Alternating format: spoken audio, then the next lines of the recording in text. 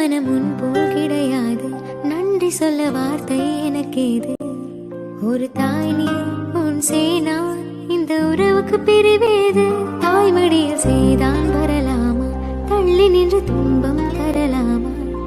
உன்னை கொஞ்சம் மனம் கெஞ்ச இனி தனியே விடலாமா? குழந்தையும் குமரின்றாயாச்சே, கொஞ்சிடும் பருவம் போயாச்சே. மனம் போலே மகள் வாழ நீ